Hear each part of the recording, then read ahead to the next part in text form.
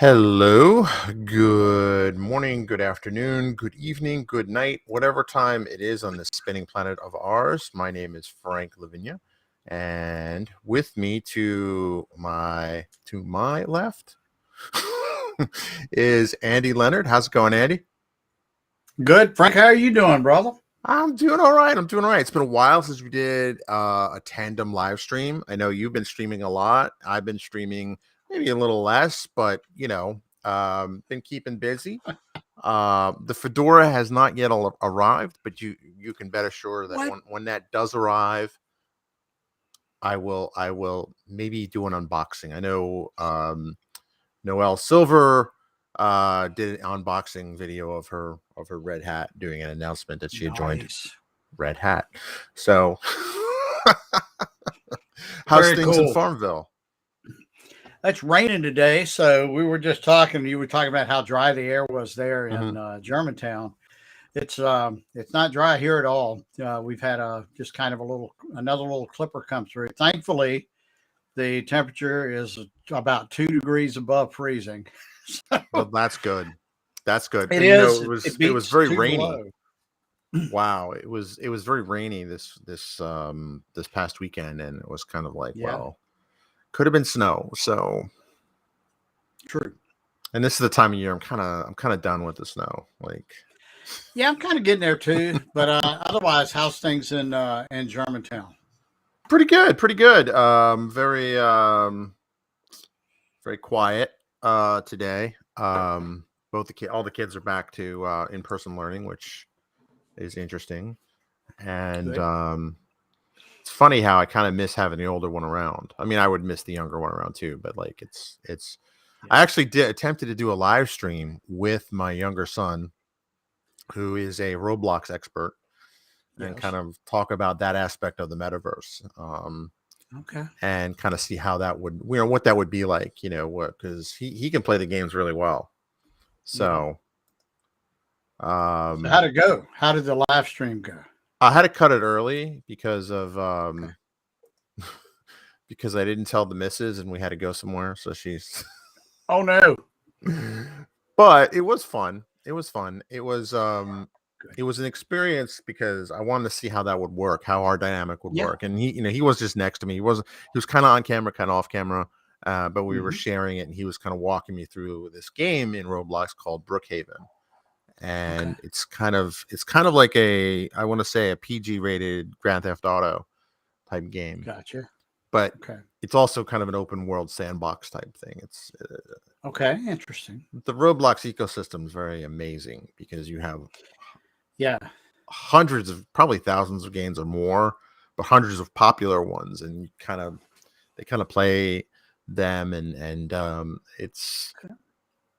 I don't want to say I feel old, but like when I see it, it's kind of like I'm not quite totally sure I understand this, what's going on Yeah. here. And but it is interesting because if you didn't know better, a first glance at it, you would think you were looking at Minecraft.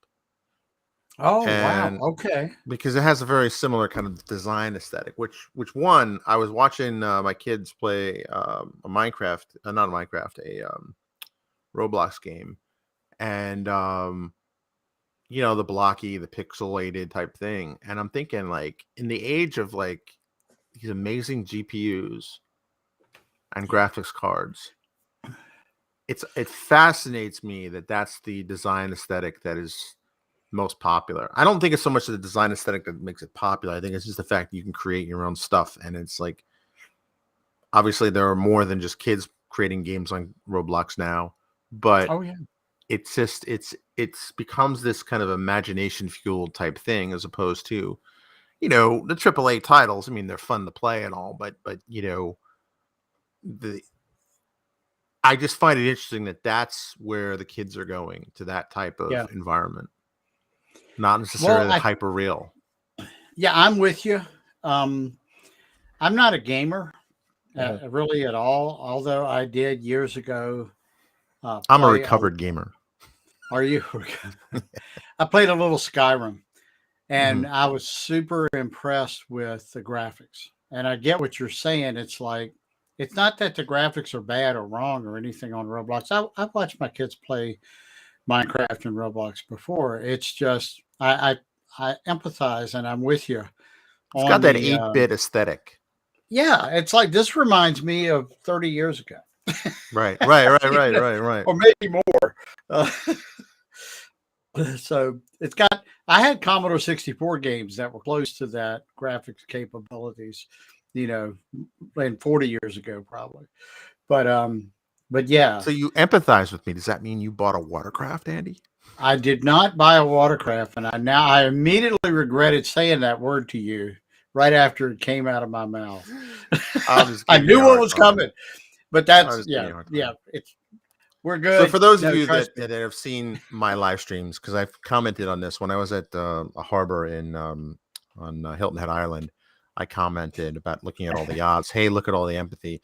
I was once subjected to a series of trainings at a large company I'd worked with. Said executive is no longer at said company, but Mm, one of this person's hallmarks was lecturing people on empathy and privilege. Um, and one of these streams took place on this person's yacht. Subsequent streams took place from this person's living room overlooking a lake and this person's apparently two boats. So whenever I see luxury watercraft or watercraft in general, I kind of think about empathy. And I promise you all today, if I ever do get a boat, I'm going to call it the SS Empathy. So that's kind of the joke. that is funny, but but yeah, I mean, looking at so graphics were the big thing for a long time in gaming, and I think they Yeah. still are. I've looked at some of the online games. I watch every now and then. I watch some of my friends who technical data friends when they stream that they're playing games, and the graphics are amazing. I mean, what you can do today is I just mean, beyond what I ever thought. You don't I need people reconnected. anymore. I mean, like, I mean, if you look at what Nvidia's done with their synthetic actors, I mean, it's just Exactly. incredible. Yeah, you And don't need real actors anymore. I mean, and I don't mean I don't know. I think I we're know not quite there yet, but I think the right. day is coming where you can easily imagine that, like, that's coming. You know, Yeah, what's and really interesting. Sorry, I cut you off. that's okay. Go ahead. Because this is cool. Because now we can steer this towards AI. That's good. That's a good play. Well done. Bravo, sir. And this can be repurposed as a podcast or rebroadcast. But one of the things that's interesting is motion capture. So while you may not be able to replace actors per se, Right, you could put a camera on them and have them act out, and it could be projected as another character. I think that's an right. interesting thing. But if you go to like, is it thispersondoesnotexist.com? That's a Yeah, completely artificial person. right. Um, Artificial person sounds very sci-fi, but that's not what I meant. It's artificial. It's really a rendering of a person that does not really exist. I mean, maybe it looks like somebody when maybe it doesn't, but the fact Yeah. is, and this really gets into another emerging field that will be of interest to our viewers and listeners: synthetic data. Um, Right. and there was actually a paper that the guy I forget his name. His name was Carolee Jouai Fair, and I totally butchered his name, but he runs a YouTube channel Hmm. called 2 Minute Papers. And I've talked about him a lot and I blog a Hmm. lot of his stuff, but he basically takes a research paper and goes through um, explaining the concepts and the results in about 2 minutes. Sometimes it takes him 3 minutes, but Sure. these are very abstract, high level, hyper advanced math. Some of them you can cut them some slack for, a couple of seconds over, right? Um, Absolutely. but there was apparently a project actually done by Microsoft Research where they had um, trained an AI to recognize human faces without ever seeing an actual human face. It was just trained solely on synthetic data, Wow. which, first off, folks are probably have that reaction, wow. And the other one Yeah. is kind of like, well, why? Why would you do that? Well, one reason Yeah. to do this, and this is kind of the thinking behind synthetic data, is there's no privacy concerns, right? I mean, that alone is a big issue, right? So if you Yeah. generate a bunch of synthetic faces, as long as it's photorealistic enough, it can get that. And LinkedIn user. So LinkedIn user, yes, it is very interesting. We don't know your name, but I have a couple of suspicions. But yeah, I mean, I'm that going is over there interesting. now. Yeah, I'm Um, going over there now. But you and I were kind of going. We're going to end up at the same spot. We're just coming at it a different way. When right. you combine that with deep fake Oh yeah. technology, then and I mean, what deep fake is doing, audio, with the audio, with the video, um, you can have synthetic actors Oh, say hi, Joanna. anything. Hey, Joanna, welcome. Um, So say and do anything. I mean, it's all of the stuff is in place. You just need to plug it together, well, I and mean, look what we do, right? Like we yeah, have the AI voice that does the intro for a lot of our shows, and it's been AI yep, now for 2 years, and it's uh, it's an interesting kind of point. And I kind of had this discussion, like, well, did we put a voice actor out of work? Well, yes and no, right? Like we were not. yeah, I love the voice actress we use. For the hmm first 3 years, she was awesome. However, to get her to say anything, it's about $50, $60. So to do that, right, if you go back through the archive, you will listen, and she says the same thing every show. With an AI voice, we can kind of we can customize it per one, right? And it doesn't really cost anything. The initial cost of getting into that service, which I think is actually back ended. It's probably back ended to Poly, because in the list it shows you have a choice between Google Voice system or the Amazon Poly. Amazon right, Poly is, and now I can finally publicly admit that because I no longer work for Microsoft, right? Some voices are better, at least to my ear, that sound more realistic than others. yeah, But so we picked one that does that. And Joanna points out, she's right. Like, there are privacy concerns. yes, So, yeah, whereas a synthetic data, you don't really have that. So this came up when I actually was still at Microsoft. There's a number of initiatives I don't think are publicly knowledged yet, but a big part of one of the things that some people are working on, and this is true, I think, of everywhere, is kind of synthetic modeling, right? Using game hmm engines to render that. So if you wanted to teach a AI to recognize a picture of your SUV or your Honda, right? Um, hmm you can just show it bunches of pictures of your Honda, right? Or versus, your Honda versus your Lamborghini, right? You can show it that. But if you really want to get a good one, you'd want to know, hey, what does it look at night like at night? What does it look like at night in the rain? What does it look like at night in the right, desert at sunset, right? With clouds, right, without clouds. How do you do that? And right. thus far, the most cost effective way to do that is to basically take a photorealistic rendering engine like you would have with video games, right? And just say randomize all these things, or just include these and go through your checkbox. Have some machine render off at every conceivable angle, right? Because you're talking hmm about virtual camera, render tens of thousands of images rather than have to collect and label those, right? Because if you can make it part of the pipeline, Yeah, um, yeah, to as it renders it, it'll automatically tag it, so you have a nice supervised learning data set of images. To do that manually, there'd be a lot of manual work to make that happen, sure. A lot of and travel. um, a lot of travel, a lot of timing, just a lot of Sure. things that would have to line up that you totally could do, but it becomes cost prohibitive because the Yeah. labor part of having people label that and the data engineering aspect of it is not trivial, right? So Right. what's interesting about synthetic data is you can just have at it. You can kind of script it and it'll generate that. In addition, it doesn't have the privacy concerns that if you're using pictures of actual people, actual voices, Right.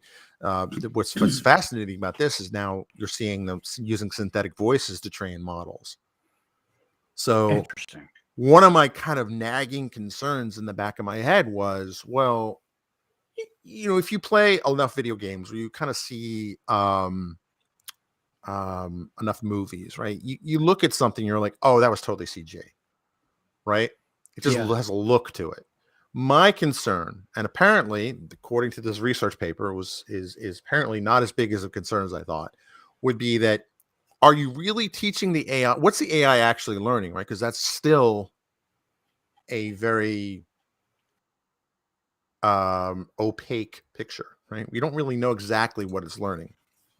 Right. And my concern was, well, is it going to find something we really can't consciously see?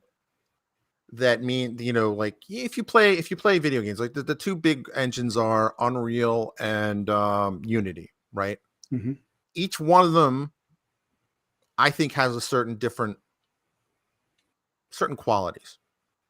What the French say, I don't know what, right? That was a joke, but je ne sais quoi, I think, is the thing. But I mean, it's kind of, there's a certain quality, like you can kind of look at it, you can make a reasonably informed guess that, oh, they probably used Unity or they probably used Unreal, right? You just, there's a certain feel to it. Like when you look at like Google Maps versus Bing Maps, right? Or you see an embedded map before you can see the logo, there's just a certain look to it that, to me, kind of says one thing or the other. So that was my concern. Like, are we teaching it like real photos? Like what would happen when it does real photos? Apparently, this project done by Microsoft Research, debunks my fear. So I feel kind of, it still haunts me in the back of my head. Like, what are we really teaching the AI? But apparently it's not. And it's cool because you can really kind of mix up all the facial qualities and you can randomize it, and it's pre-labeled. I think that there's some potential there. And like Joanna said, there's no privacy issues because they're just computer generated images until the lawyers probably get around. Well, we need hey, computer generated lawyers. That's what I was saying. Maybe that's how Skynet takes over. It's not with weapons, it's with lawsuits. Yeah, maybe that's I should not have said that out loud. But that brings up an interesting point, and I'm not going to name any names here, but I heard an anecdotal story, and I think I shared with you at another time, maybe even on another show, that there was a large cloud vendor that was trying to do something in prep for a Joanna love is an attorney. Joanna. Yeah, I think Joanna and I used to work together at a previous company. She's cool. Oh, not all attorneys are bad, but I just think it's an interesting.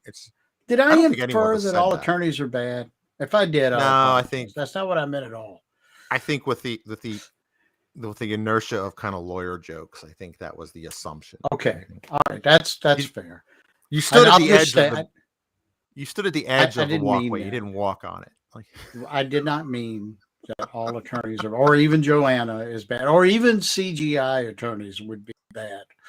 That's not what I meant. But there's so many tangents we can go on it, or all of them are probably bad.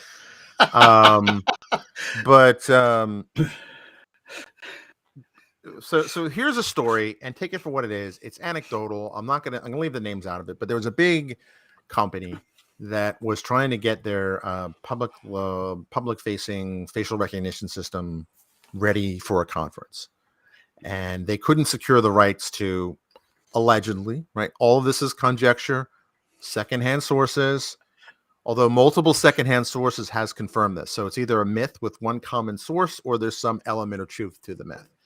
That they were going to train it, but they couldn't release it because it was trained on data that they didn't have rights to, or one form or the other, right? Wow. And so what they did was they kind of scratched their chins. Well, somebody came in from leadership and said, we need this by this conference. And if I said the name of the conference, you'd know who I'm talking about. So I'm not. But I will add, I've never worked at this company. I know people who work there. So gotcha. So it's not who you think it is at first. So they basically said, well, what photos of people do we have rights to? Well, it turns out when you get your badge, you take a photo. That's what they had the rights to. Interesting. So they said, fine, we'll train it on that. And supposedly the chief engineer on this project said, yeah, but not comfortable doing that because, we don't have a pretty wide swath of humanity, right? And whoever said, don't worry about it. This is just for the demo, just for the conference. Forget about it. We'll get it fixed before we go into production. And this I love that. I've never heard that before out You loud. know where I'm this is sorry. going. This is if you know, this Yes. is the point where you would hear Morgan Freeman's voice saying, but it was never put into production. But it was immediately put into production without fixing this. So that's basically what happened is they had the rights to the employees' faces. So they showed it and it worked great. And then over as they say, it came out in the wash that hey, had some certain issues associated with it. And when it was came out, it was like, oh, so it never was fixed, and it was put in production before it I was fixed. remember So, this anecdote. I do. yeah, and I had heard this. I had heard this from a very reliable source, an individual we both know, and I thought, wow, I mean, that's plausible, but I don't think that's real. And then I heard it from another source who does not know source one. And I thought, well, that's interesting. And then I found Yeah. source three. I kind of pinged source three. It's like, this is what I heard. Does this sound plausible? Do you sound real to you? And she laughed and said, oh, yeah, that totally happened. Wow. So take it for what it Wow. is. But I mean but does show the Yeah. danger of AI, right? Like if you wet the quality of your source, the quality and input of your source data is going to, and how that's labeled is going to have a profound impact on its output. Yeah, absolutely. And I mean, when you look at it from, and you and I would look at it this way, when you look at it from the training the model perspective, and when it's a technology problem that you're trying to solve, it, it makes perfect sense. And I don't mean that in that it's acceptable and it's good and any of that. I just mean, Well, you can follow it there from is a like, way. Yeah, there's a right. way You to can view follow it. this where if it was anything else, or that's not true either, but if it was a number of other things, most other things, in fact, it would just be, little red wagons that it thinks are little maroon wagons or what have you. Right. Or It's tanks, just an right? error. It's an error and it's a filter that needs to be fixed. It's that Right. sort of thing. But it can be applied to stuff that people rightly consider sensitive. And that is exactly why you thought of that when you started thinking about synthetic people, Right. because synthetic people, you could still make the same mistake with synthetic people. You Oh could, yeah. I mean, you have to absolutely. have the right randomizers or whatever the Right. attributes that are going to be cycled through. You're right. I mean, Right. the synthetic data alone is not going to fix this. And when I hear synthetics, I think of like like in Star Trek and the commander data. Like we're not talking about actual synthetic people. We're talking about Right. images of people that are synthetically Images generated. of people that look like real people, and Right. interestingly, cross the chasm of I think it's called the uncanny chasm or The whatever. I forget. uncanny valley. Yes, that is Uncanny correct. Valley. That's it. So that it's definitely on the other side of that. You look at it and you think that's a real person, but Right. or I'm it gonna could be a type real in person. and is it this Are you're person? going to type live here on the live I'm stream? gonna type. Well, I'm not gonna share the screen until I have the actual website, just in I case I see. go What's somewhere what I else. find interesting about this while you're typing, I'll provide Mhm. commentary. I think that it's interesting that I look taller than you and in fact I look about as taller than you as you really are taller than me. Oh, that is funny. It's all about perspective, Yeah, isn't it? yeah. Frank is taller than me. I'm not that. I'm 5'9", I think, something like that. So what I can do, I think, if I can reach it, yeah, Oh, there you go. that's better. What's That's all this, much better. Dr. Mark Taylor? How's it going, Dr. sir? Mark, We used to work together at Microsoft. He's doing some interesting things in Florida now. cool. Um, here's another comment. All good. Okay, good. We didn't offend the lawyer. That's good.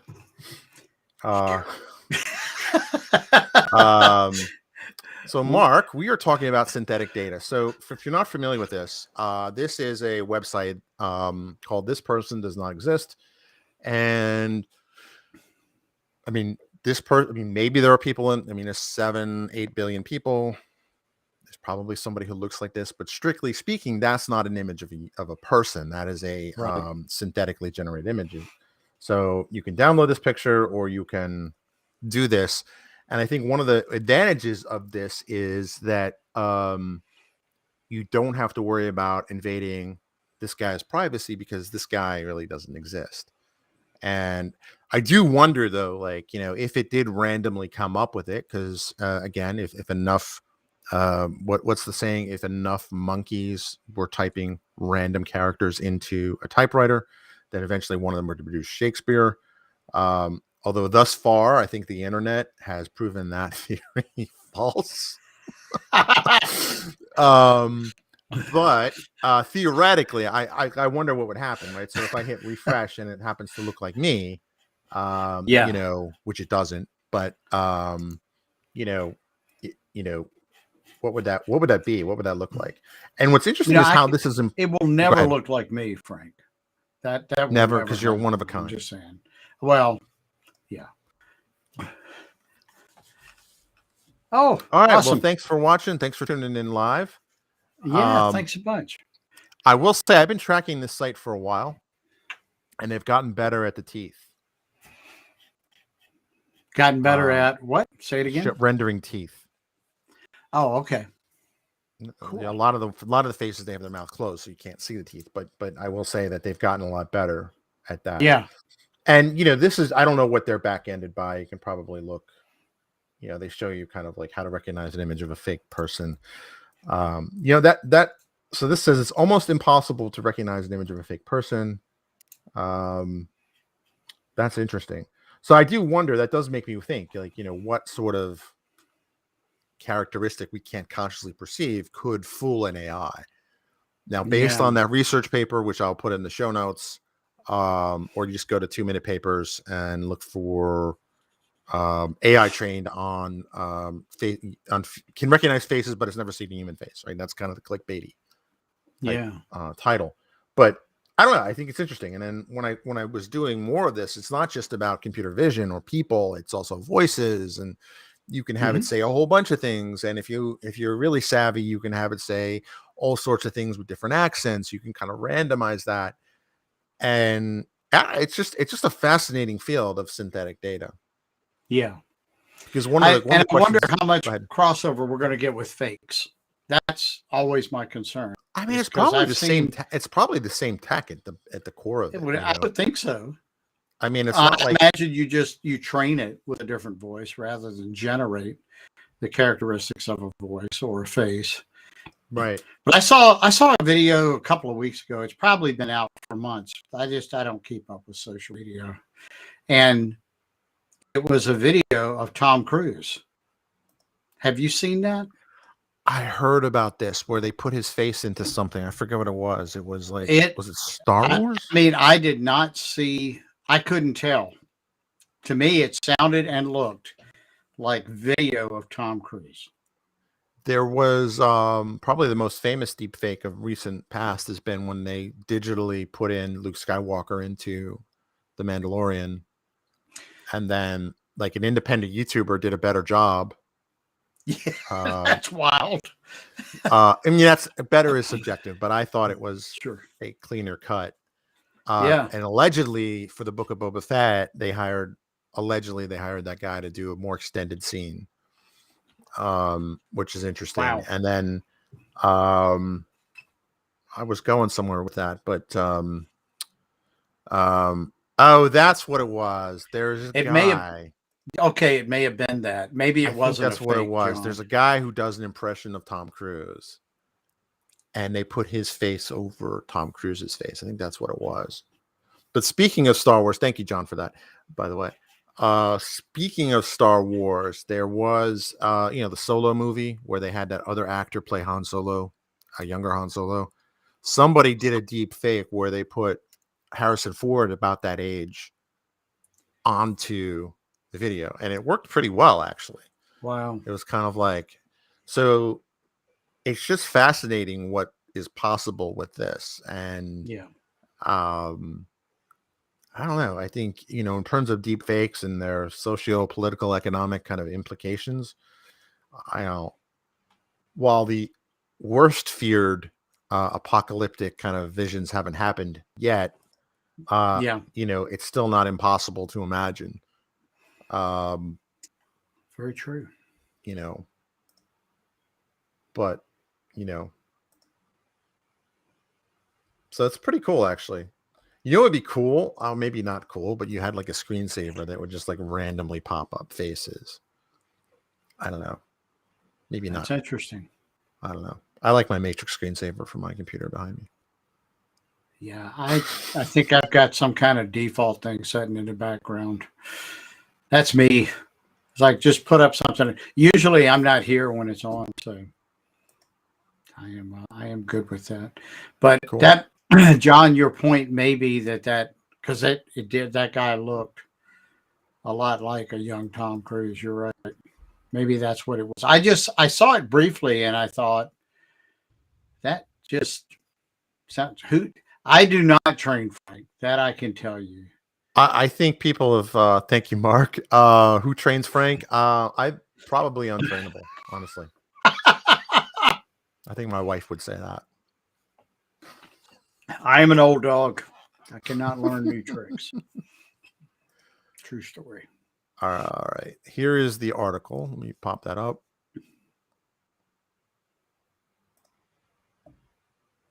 Yeah, let's find out. So here it is. Act alert onto mouse.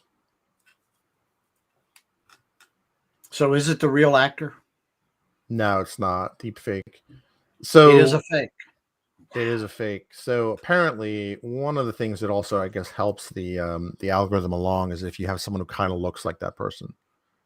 Okay. All right. So let's see. And of course, we have to sit through the ad. But you're not hearing the audio, right? No. Oh. All right. Well, is it going to glitch or is it going to work? Now that is not the one I saw. There's a bunch of them. There's one where Okay. that comedian is being interviewed and he's doing like on a late night show and he's doing different impressions of different people. And the people do this they do this thing where what I was gonna say, but they swap out his face with whoever who's impersonating, which is pretty funny. Like Oh, that is how that funny. works. But that's kind of my thoughts on synthetic data. It's pretty good stuff. Well, I think about it too. I'll just throw this into the mix.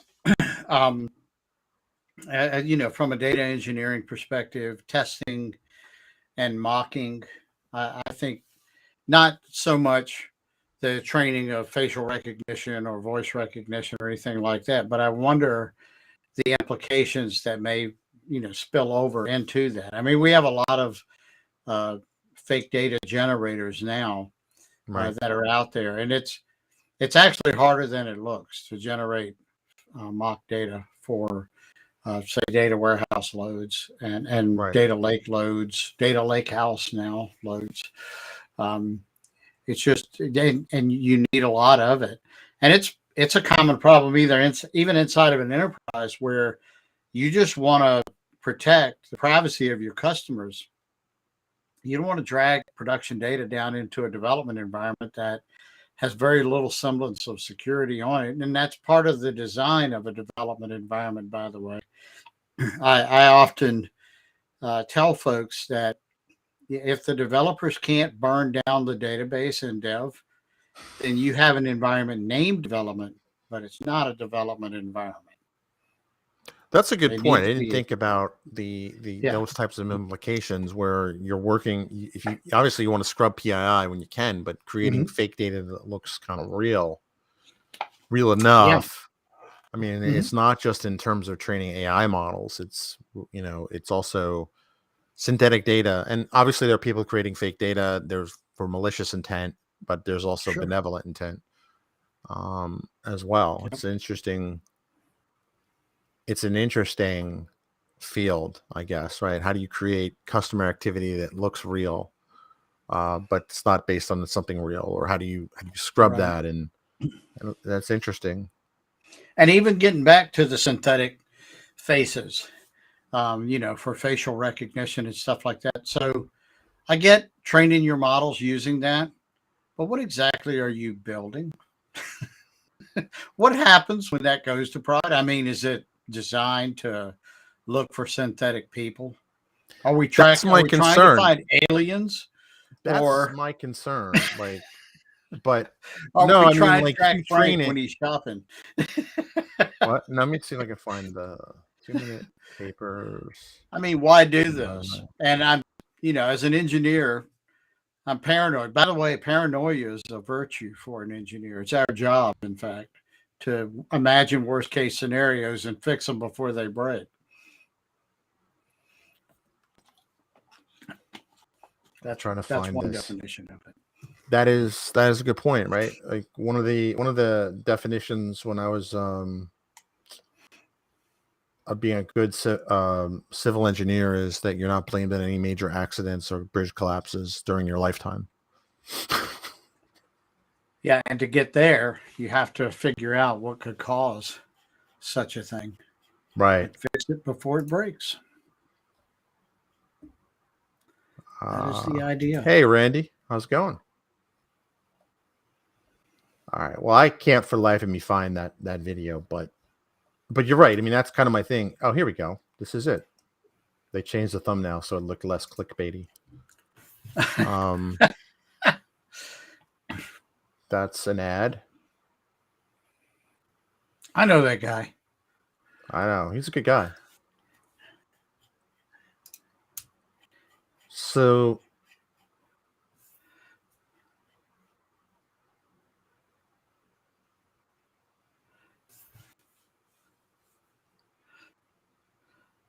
what's interesting was, and one of the unintended consequences that they found out with this is that it can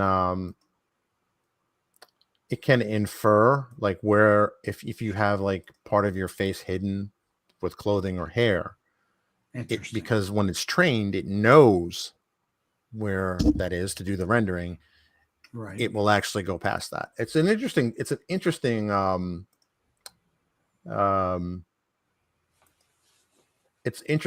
So, I mean, this is the thing that made me scratch and think, well, maybe that problem that I was so worried about isn't real anyway. Maybe it's not like an issue at all. You know, let's see. Can I move this? There we go. Now it's between us. I can look over there at it.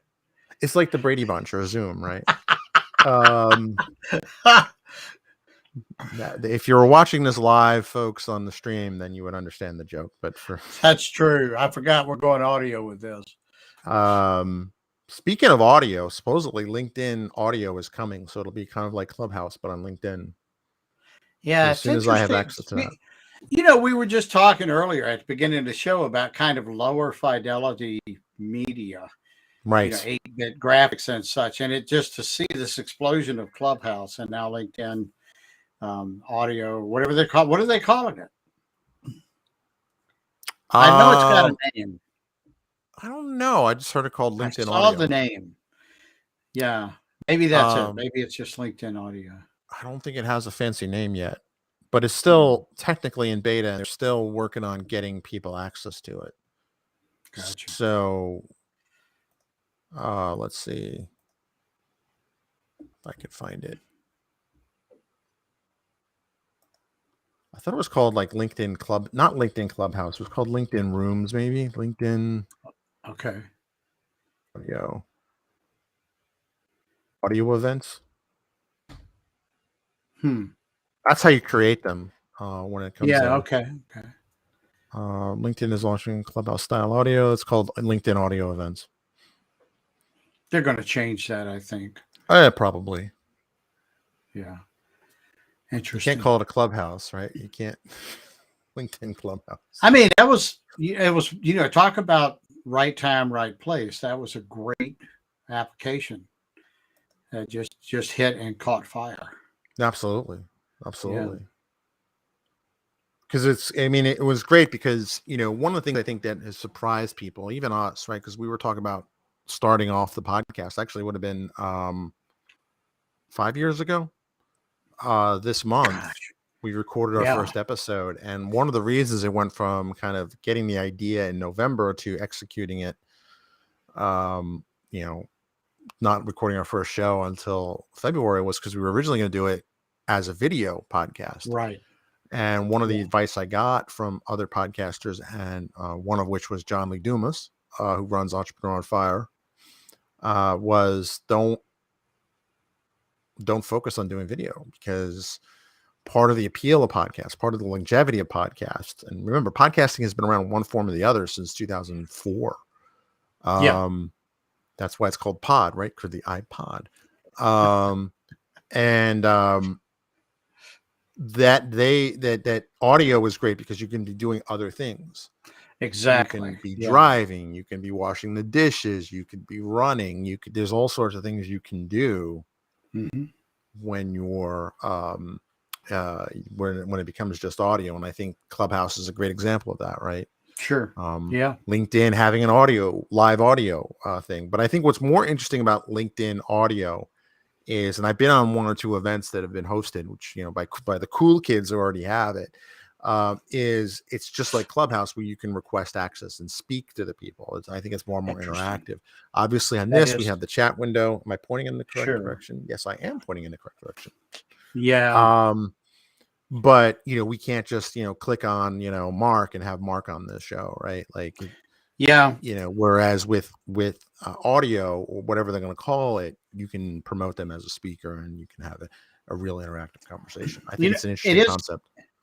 and it is a very interesting dynamic that video didn't kill the radio star. Right. Right. It's where that just never happened. I mean, it did probably change the audience makeup, and a lot of Right. younger viewers went to television instead of listening to the radio because it's more But senses FM radio involved. still exists. FM radio, AM radio, It's like 2022. Let me check my watch. Yeah, and yes, it's still around, it's still there. and yeah, and I think we're just going to see more of all of the above Right. as time passes for some pretty benign reasons when you really put it into it's just kind of like we keep circling back to the 8-bit video. Right. You know, Right. Everything old is new again, right? Like, I still read because even though audiobooks are out, and I listen to audiobooks, but I still read because I can make the pictures in my head, right. and I don't know a better way to describe it than that. So it's I don't think we're looking at competition to the point where platforms go away. I think what we're looking at is more of an enhanced blend and more options in the form of platforms. So that's Multimodal. ooh, Multimodal. you're I the mean, it's true. official, Like, you're the and wordsmith of the show. I guess I am. But I think what's interesting is that I think we've also misunderstood the term platform, right? Like, Facebook is Yeah, a platform. Well, it kind of true. is, Well, but not in that I context. misused the term. No, not Probably you. you're I just think we've being all nice. misused those terms, right? Like, Spotify is a platform. Well, it kind of is, but it's not what we Yeah, mean by this, right? There's like right, platforms and meta platforms, right? right. Because meta is the hot word of the year. Um, but that's kind of Well, that's kind of it's it. about 75% of as hot as it was, right? That's mean. Sorry, I Well, take that back. I wouldn't count Facebook out. Like, I think Oh they had a goodness, very no. bad day. They Mhm. obviously are losing users on their main platform, but they also own Instagram. I think they own Snapchat. They own Yeah. at least half a different. Snapchat is jumping, by the way. I Snapchat is saw a report on jumping, Snap. Yeah. right? And it's not. So, I wouldn't count them out. yeah. I think that every startup hits this thing where they ride and ride and ride up and up and up in the crest, and then at some point, if they don't innovate, they'll crash. I think they'd be in a much harder position if they hadn't been very aggressive. Some would say too aggressive about hiring kind of up and coming other social networks. Um, Yeah. but they have Instagram, right? Instagram's still on the up and up, right? Like, and it's True. interesting to see what I think no one would have predicted, or very few people would have predicted, 10, 15 years ago, was that you have kind of the stratification of social media based on age, right? Oh, yeah. Yeah. Well, looking back, it's obvious, but like now looking back, it's obvious, but back then it was not as obvious. Like, Facebook thought everybody on this platform, but you'll see that Sure. there's certain stripes of people by age, and some arguably demographics tend to be in one Hmm. place than the other. Is that, I don't know, it's just interesting to see how that has kind of played out. True. Um, Yep. Very someone true. someone sent a meme about how they compared Facebook to a mall, where kids don't go there anymore. Like they used to go there, but it's just kind of the meme was pretty funny. But very cool. Well, Frank, so I have to go. I have to. So go do pick up my I. daughter We've been from chatting for school. 45 minutes. This will be also a LinkedIn. I mean, not LinkedIn. I got LinkedIn on the brain. This will also be an episode of Data Driven, datadriven.tv. Yeah. And this has been brought to you by our joint venture, which is kind of an extension of Data Driven, the Data Channel.tv, which I guess is kind of multimodal. Because we're on Android, iOS, Roku, and Fire TV. And if you use those 2 coupon codes, you can get an epic discount for as long as your account is open. And with that, I will end the show. Say thank you to everyone who's tuned in live. John, Mark, Randy, Joanna. And I don't think I missed anyone. But, I don't think so. Thanks for tuning in. Any parting thoughts? I don't. But thanks for asking me to do this. It's always very energizing. I love doing these. I love doing these. Yeah, these are shows. awesome. And I love doing them with you too, because it's extra cool. Because same. All right, man. Well, everyone out there, have a fantastic day.